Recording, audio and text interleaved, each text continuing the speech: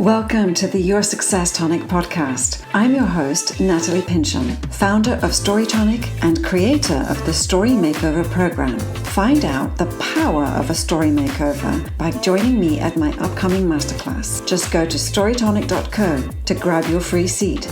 Now let's dive in. Welcome to Your Success Tonic. Today, I have a very special guest joining me, Dr. Erika Bocknek. She's an esteemed researcher, family therapist, educator, and a passionate advocate for cultivating emotional well-being.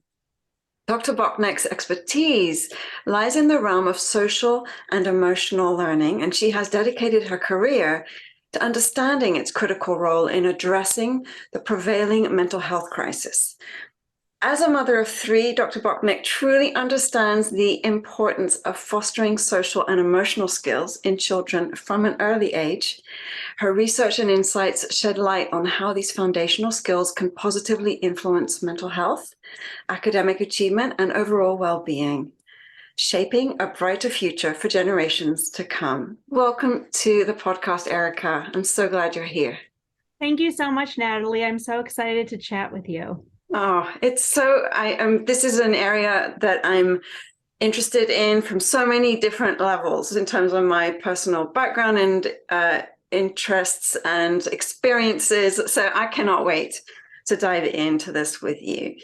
So I just want to kick off and ask you, what inspired you to pursue your career in this area?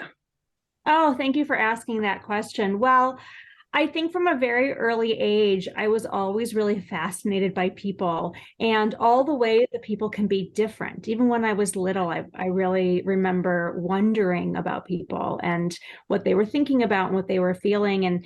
And so my whole life, I've really had that kind of mindset to wonder and to be curious about other people. And what better career to go into than to be a therapist and a researcher where I get to wonder for a living.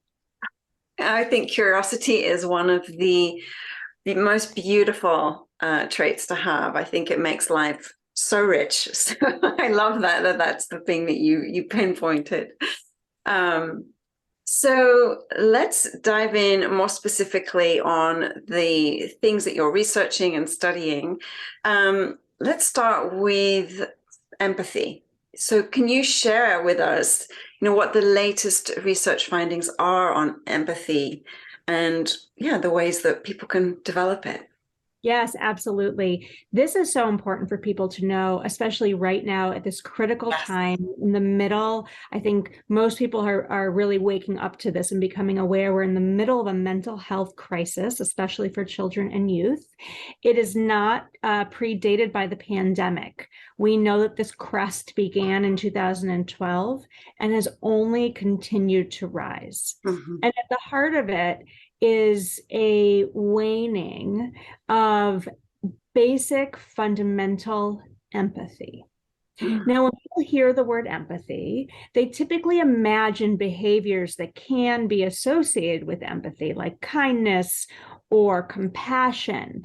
But those are manifestations of empathy. It is not actually how empathy is defined. So if you don't mind, let me kind of be a science geek for a moment. Let's talk about the foundations of what empathy is, because I think this will help people wonder and be a little more curious about how to implement it in their workplace, in their lives, in their communities. Beautiful. Empathy is the awareness that I have my own internal states. Internal states are not just feelings, it's feelings, thoughts, beliefs, motivations. It's the awareness that I have those internal states. It is the basic awareness that the other person I'm in conversation with also has their own internal states. That's empathy. And the reason it's important to really drill down on that and understand that's what it is because that's how we humanize each other. We understand that we each have internal states. We understand that the internal states that I have, I understand those are my own. And they don't have to be shared or accepted by another person for that person to be able to empathize. They just have to be believed, known. And I have to have that basic awareness that I have mine and someone else has theirs. Now, what you do with that information can take you on all kinds of different paths. It might be that with that information, you're able to be kind to another person and say, I understand you have your own worldview that is informing what you're saying or doing right now. It might be that it just simply leads you, and I shouldn't say just, because in my mind, this is actually the biggest thing you can do for someone. It might be that it leads you to believe their truth, to understand that multiple truths can exist. What we seem to be doing in this world that is connected to the mental health crisis is trying to shortcut this process by performing empathy. So you're in conversation, someone else speaks, you just repeat back their words, right? I understand that you feel disappointed. Let me explain to you my thinking. That's not empathetic. No, not at all. Especially if you don't foundationally, if you haven't taken the time to wonder, what would lead this person to feel disappointed? Can I really believe that that person's disappointed, even if I'm not disappointed? Or if I am disappointed, but in contrast about something else or in a way that conflicts with the other person's emotion, you've got to do that foundational work before you can decide what you're going to say to communicate to the other person that you empathize. This is so huge.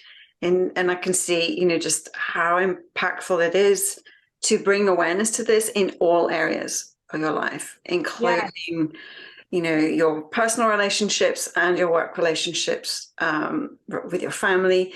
But, from a business perspective, as most of the listeners on this podcast are business owners or, leaders, I think empathy is so crucial in terms of what we can achieve, how we can bring people on board, and how we can work side by side with people who maybe don't hold the exact same opinions as you or experiences as you, and still create something really beautiful and thrive together.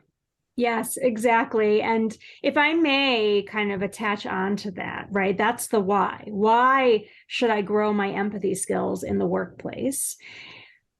I want to really differentiate in this conversation productivity from innovation. Yeah. Productivity, of course, is a relatively new concept in our history that is driven by, the industrial age. And it would be reasonable for us to start interrogating the meaning and kind of the value we've assigned to it. Innovation is what makes us human. Innovation is the sort of core, it's a very core human fundamental. We've always innovated. That is what has led us to be at the top of the food chain as a species that otherwise shouldn't be thriving when you sort of think about characteristics of survival, right? We don't run very fast. We don't fare well in a range of weather, but we relate to each other, we create communities, and we innovate. And so if we think about innovation as that creative flourishing, we really need exactly what you just said, which is to be able to combine the worldviews, the talents, the skills of people who have diverse perspectives and ways of thinking. And the only way we can do that safely and meaningfully is by growing our capacities for empathy. Yes, it's the doorway, isn't it? Yeah. Yeah. And I mean, my personal experience is that when we successfully bring people together who do have different backgrounds, different talents, different viewpoints even, and we are able to work together, what we create is so much more powerful, not just personally, not just in terms of personal thriving or fulfillment, but the end product even is just so much more incredible. Like the thing that we've all worked together to create is so much more than one person could have done, or a team of people who maybe weren't able to kind of expand our thinking and our hearts to go with it. Yeah. Yes, exactly. So one of the things that has occurs to me as I listen to you is when we think about the fast-paced environment that we're all living in, and just how relentless the inputs are all the time. One of the things I think that happens is that we get into this state of just overwhelm, and that things like empathy get shut down because we just have to just get through each and every day, and we're just trying to make it through, and we are depleted. And the first thing that seems to get really impacted is compassion for ourselves and empathy for others. And so I'm wondering if you've seen that connection between burnout and exhaustion and this need to kind of reconnect to empathy. Yes, we are all burned out. I hear it from the, billion-dollar tech CEO. I hear it from the stay-at-home mom. I hear it from teachers and physicians. Everybody's burned out. And you described burnout so well, because people sometimes hear the word burnout and they think, oh, I'm tired. My tank is low. What I need is to fill my tank back up. And what you really described that is so much more accurate is that burnout and empathy are like twins, right? They're Cain and Abel. And what's different, what's important about that distinction is that we are not cars. We are not machines. Right. We can't just fill an empty tank and expect to go back into the same environments, drain our tank, leave the environment, fill it back up. We know this isn't working. In fact, this process is what has gotten us here to burnout. Right. And that's why we hear about trends like quiet quitting, because what people are finally saying is there is no amount of glossing this over. There's no amount of vacations and exercise and spa days and naps that is going to change the fundamental problem, which is that my work environment is the cause of burnout. My life that I have to live is the cause of burnout. The only self-care that really works is cultivating an everyday that is nourishing. Yes. Yes. Yes, I love it, because as someone, I definitely did experience pretty bad burnout a couple of years ago. And yes, I relate to that so strongly. That is what got me through to the other side. How would you say that individuals can address burnout, when they start to acknowledge the fact that, yes, they've hit this wall? Well, I can talk about this in a couple of ways. At the individual level, your choices are limited. And I think that we have to acknowledge that. The more power and privilege you have, the more choices you get to make. So you might pivot. You might make big changes if that is something that's at your disposal. That is, of course, why we hear about people engaging in practices like quiet quitting, where they're just sort of saying, I need this income. I don't have a lot of flexibility, but I'm not going to engage in this workplace in the same way. And I'm recognizing the limits of the environment that I'm in. Yeah. So individuals can do a lot to continue to exist in these spaces and preserve their mental health by really asking the fundamental questions around what is my purpose, what is my vision, what are my goals right here, right now. And sometimes at work, your goal is to earn a living. Now, if you're in a leadership position and you don't want your team to be making that kind of a choice, Mm-hmm. You have the power to start thinking about how to structure environments that don't contribute to burnout at the same degree. And to me, systems change, environmental change, really thinking about the soil that your folks are trying to grow in is where we can see the greatest impact on people in your own environment. And then that's how we disrupt the mental health crisis. Yeah, for sure. For sure. Yeah. I love this analogy of the soil, right? The soil, when it's been overused, just gets really, it can't produce fruitful yields, and we need to keep really replenish at a really root level, and restructure our environment and our inputs, and the foundation that we build our days on. Yeah. Yes, exactly. Yes. So in the research literature, there is a whole body of evidence around the term psychological safety. Mm. And what's really interesting about psychological safety, besides all the ways that we can learn from how to create psychologically safe environments, it really is one of the few kind of principles in the business organizational psychology world that refers to the need for whole environments to be well before you can expect individuals to kind of bootstrap their way to wellness. Yes, absolutely. And I think this is something you mentioned a little bit earlier, and it's really important to underline that,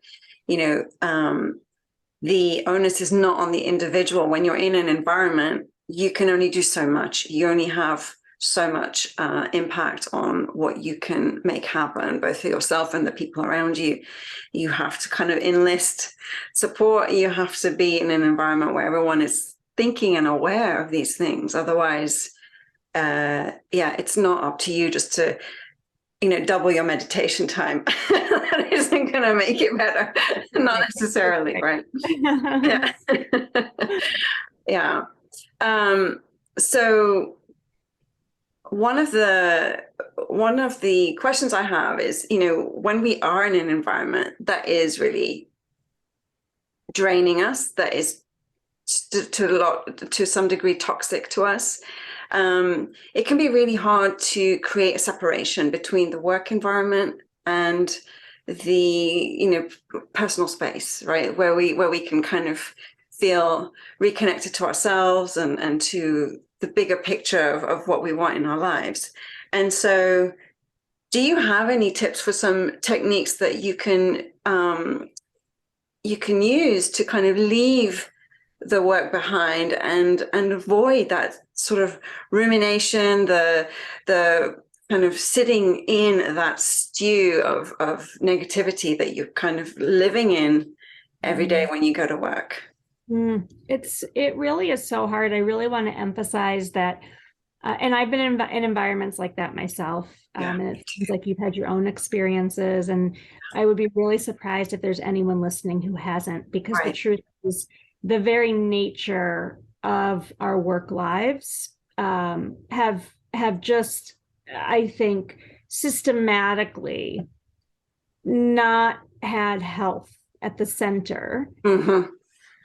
What the sort of team-based goals are. Typically, health is kind of secondary to outputs, to productivity. So it's just so common for people to be in workplaces where that becomes amplified in a way that's toxic. Toxic processes flourish in environments that are not human-centered, that are output-centered.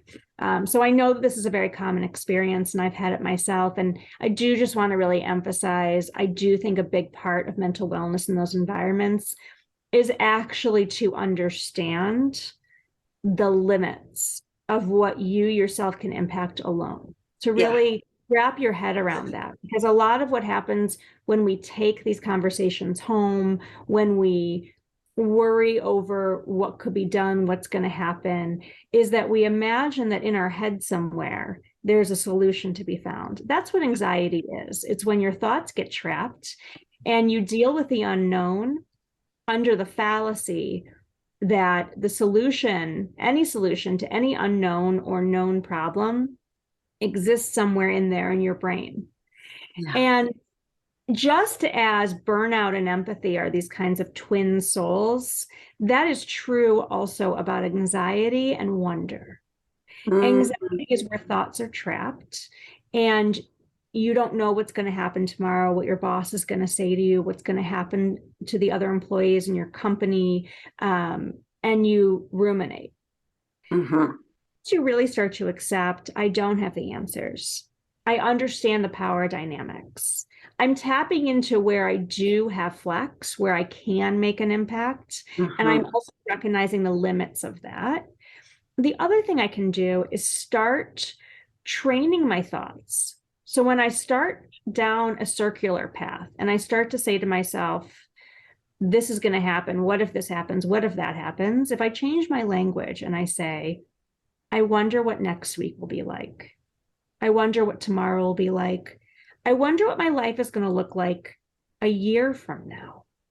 When we start to wonder, we accept that the unknown is sometimes terrible, as we are sort of primed in these environments to assume. But the unknown sometimes is beautiful too. Wonder reminds us that we simply just don't know. And now we can create cognitive flexibility. I don't know for sure what's to come, but I can dream about it. And that reshapes how you enter into these spaces because they don't anymore necessarily feel rigid to you.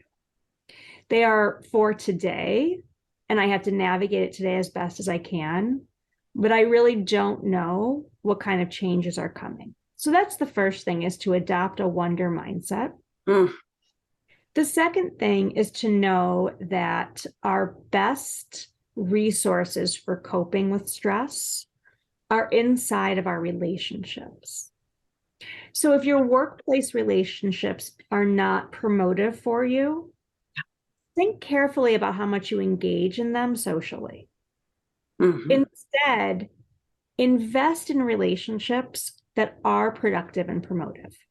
They don't even have to be spaces where you're venting your problems. Our mental health benefits from simply having loving, nurturing spaces in our lives where we do simple things together. Even small talk with somebody who you believe empathizes with you at a core level without even having to exchange words about it can improve how you experience negative relationships in your life. Yes. And I think this is so, so important. Thank you so much for saying that, Erika. Because the truth is, I think that there's a lot of pressure put on people to fix things. It's not just that we're ruminating, we're trying to worrying and we're getting anxious about things, is that we do get a lot of pressure. Like, you should be able to fix this. If there's a problem, you should fix it. And it's on you. There's a lot of messaging around that in the world around, if there's a problem, you're probably the part of the problem, right? But one of the things I think is really important to acknowledge and speak about is that there are situations where you cannot thrive. Right? There are people who are going to undermine your sense of well-being. And there are work environments where we can see bullying and aggression in various forms, right? And from overt things that are really easy to kind of identify to the much more difficult, subtle forms of maybe manipulation or undercutting people or making people feel like they're not welcome, and things that I've personally experienced, in very toxic work environments. And I just wanted to say, that there are times when that's just the reality, and it's not on you, right? And I feel that, is there a way that you would say that can be helpful when you're in that situation to kind of identify and differentiate between, constructive criticism, and more kind of overt bullying or controlling or aggressive behavior. So it can be hard to find the difference sometimes. Yeah. So I would say it's a couple of things. One is that the absence of empathy is your first red flag. Yeah. Right. Has the other person done the work of holding in mind multiple truths exist in a conversation, and I really want to know you and your thinking and beliefs around this? Has that happened? The second thing is, what do you notice is either the outcome or the stated goal, which sometimes can be different. So I'll talk about that in a minute. But is the purpose of the conversation overall health and wellness? And if so, if empathy exists, if the goal has been stated, we need to work together better as a team. And here are some ways that I think we really all need to kind of think about our contributions. And then you see that there's room to make those changes. That's very constructive. Yes. If the goal appears to be control and there is no betterment for shared goals, now you're starting to understand that that's what underlies an aggressive or toxic pattern of communication. The other thing that I really encourage people to look out for is double bind communication. Double bind communication is an oppressive tactic. It is when somebody says something with words, but another meaning is being communicated, either with tone, body language, or patterns of behavior. So for example, if somebody says, I really care about you, but in no way are they demonstrating care with their actions or even their affect, right? If the words come out in a way that feels sinister, you've got to pay attention to the instincts that you have about communication because it happens at multiple levels. Yes. Sometimes the way people exercise double binds is that they'll try to couch bullying and bookend it with words that sound interpersonal, right? We're all in this together. And then, right? And then at the end, I hope we can understand each other. Yes. Right? But if there's something in the middle that felt oppressive, and then it's bookended in such a way that it leaves you feeling confused or constrained, that's a double bind communication. The purpose of it is that the person who's doing the oppressing is escaping conflict or pushback because they're using words in such a way that they leave their communication partner feeling confused and kind of paralyzed. It's a part of gaslighting, in other words. Yeah. I didn't say that. I said this. Didn't you hear this? You only heard that part, right? And so when you hear that repeatedly, especially when actions are not following words, you may know that you're in a toxic relationship. Now, having said that, we've all been socialized in these patterns of speech because power dynamics exist at multiple levels of our society. So it's also on all of us to pay attention to how sacred we are with the words that we're using. Yes. It can be kinder, in other words, to say the honest and direct thing and make sure that what you're saying matches what your internal states are. Yeah. One of the things that I found when I hit burnout and started coming through it was realizing that I didn't even know what I was feeling a lot of the time. Like I disconnected so much that I wouldn't even really identify what the feelings themselves were. So in a situation like that, I might just be trying to process what's being said and not even really tap into what the feelings are that it's provoking, just knowing that something's off, right? But it's not, it's just, again, it's this thing of like, I've just got to get through this. I'm just trying to make things work. It's on me to make this work, especially if you're in a managerial leadership position. You feel so much pressure to just kind of move things forward. But yeah, this is where coaching can really help. It certainly got me through this. It really can. I mean, at the end of the day, that's sort of the thing, is that it is hard in the moment, especially if you're used to operating in a way that you're suppressing what you feel. Now, and I really want to highlight this because people, I think, get it wrong that burnout is the function of simply frequency, right? That I'm just working too much. It's not the, it's just that I'm working too much.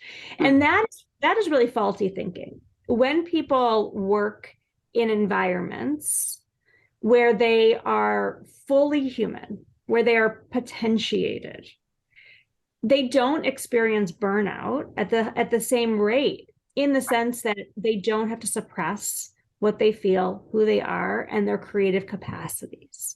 That's what burnout is. Yeah.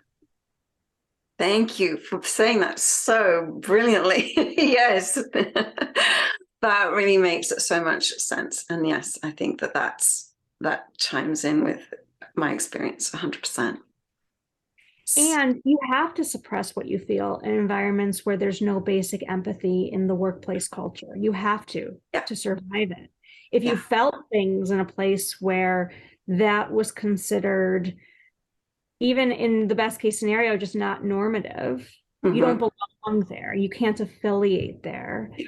And so then you end up in moments like you just described, where you're feeling like, ooh, I probably should be tapping into my instincts here, and I almost can't. Tells you something about your broader patterns of functioning.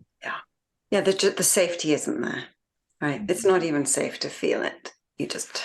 So that's really hard to identify, when you're habituated to an environment and you're not really, everyone's okay and everyone says hi and, but and no, it takes a while sometimes to recognize that. Yeah. So part of my journey was definitely redefining what I thought was what made work fulfilling and what made my career worth investing in, my time and energy. And so my definition of success changed radically, which is, part of the reason behind this podcast and why I'm having all these fabulous conversations with people. So I just wanted to check in with you, Erika, and ask you, how has your personal definition of success evolved over time? And maybe why? Yeah. Oh, thank you so much. I love that question so much. And I love hearing kind of someone, a thought partner like you who's gone through this. Please, I hope everyone does this in their life. I often joke, my first book is going to be called, What Are We Even Doing Here?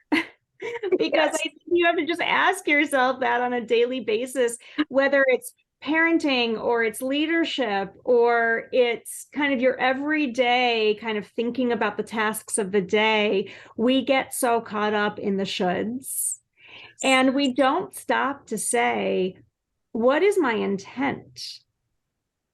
And that, I think, has been the biggest change for me in my definition of success.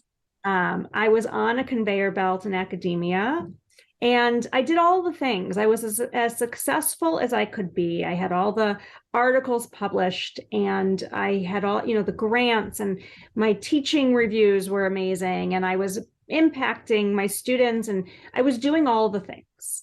And it's a world where success is measured in those kinds of metrics. And I really started to ask myself, why did I show up here in the first place? What is what I believe, what I can contribute best? Where are the places and spaces in my life going to be where not only do I flourish, but I can contribute to flourishing? Because I feel like that's part of what my meaning is, and part of what my purpose is to amplify, support, invest in human flourishing. Am I doing that? And I had to there were some hard answers to that question. I think I had done what I could do, and it was time to make a move forward. So now I think I think I hadn't even really asked myself the question, what is success? I think I assumed the question. And when I started to ask it, it really became a question of impact. And then I was able to wonder, what could impact look like? And the wondering has led me in so many beautiful places. Mm. And I do this at home in my life too. I do this in parenting. Mm-hmm. When I talk with parents of kids of all ages, there is so much to unpack about, well, I read this book that said to do X, and I know it's the right thing to do Y, right? And people really have to stop and ask themselves, what are we even doing here? Who am I raising? What is the meaning of parenting? What can I actually contribute to this person's life? What do I wonder about who they're going to be and who I'm going to be on that journey with them?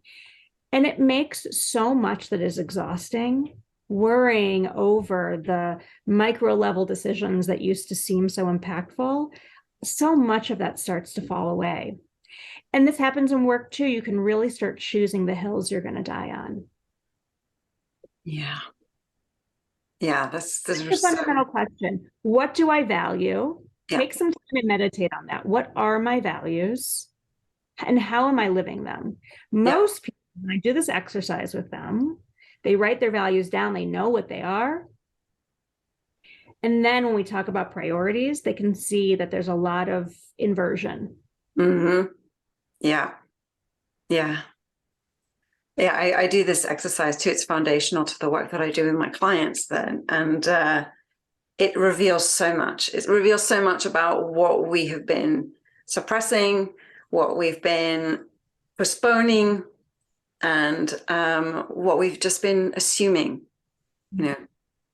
just the way that, like you said, we just accepted, well, this is what success is, right? This is what I did. I certainly did that. And then you just realize, well, no, that actually, no, I don't really care about those things at all. What am I doing? Yeah. We're meant to affiliate. I think a lot of people have gotten the false belief that what humans do is avoid risk and seek safety. And that's not at all true. We are not risk averse, but what we are is loneliness averse.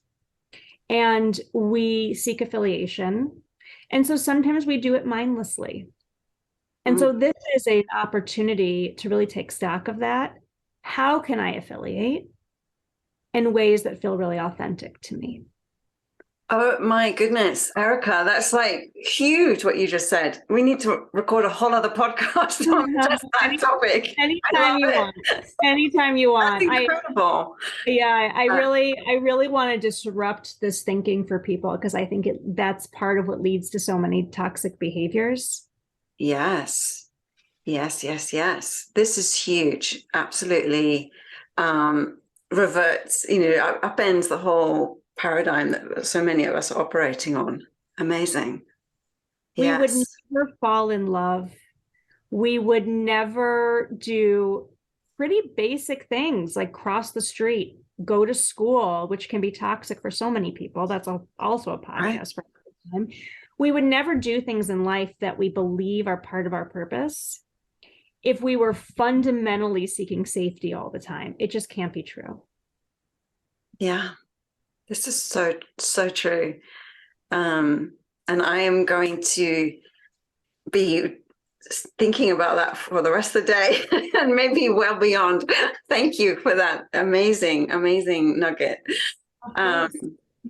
So I was wondering if you have a book or a resource that you particularly love that you would recommend to listeners of this podcast. Oh gosh, unfortunately, I have things that I love that fuel my thinking. Yeah. I don't yet have a resource that will encapsulate all of these things kind of neatly, but here's my personal book list. This is a group of books that I'm really learning from and really investing in when I think about how to adapt and implement some of the best thinking that there is. One is a newer book. It's called Humankind. I don't know if you've read it, but I'm just loving it. It's really speaking to me, and it's written in a way that I think is so accessible. Mm-hmm. One of my all-time favorite books of philosophy that I think everyone should read if they haven't is All About Love by Bell Hooks. Cool. I don't know this one. This is Oh, exciting.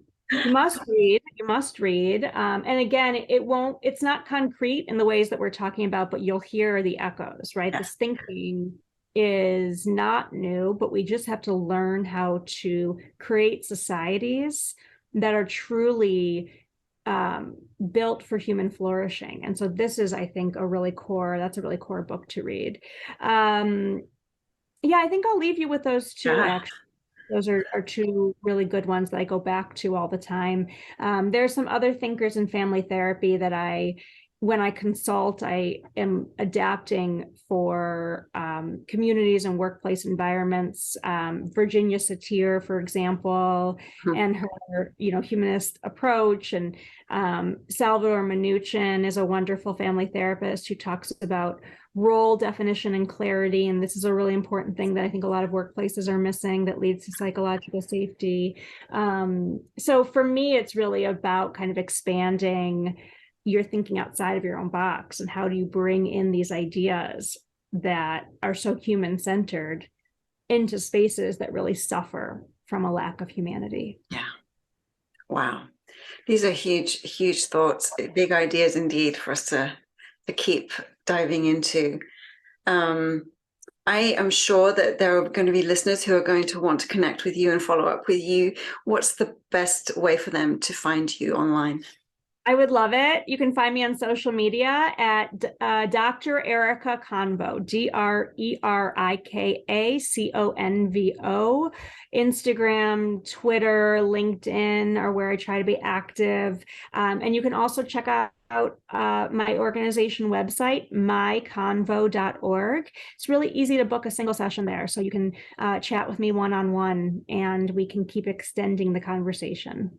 Oh, amazing. Thank you so much. And those links will also be in the show notes to make it easier for people just to click right through. Thank you, Erika. It was just such a pleasure to connect with you and have this conversation today. Thank you so much for your time.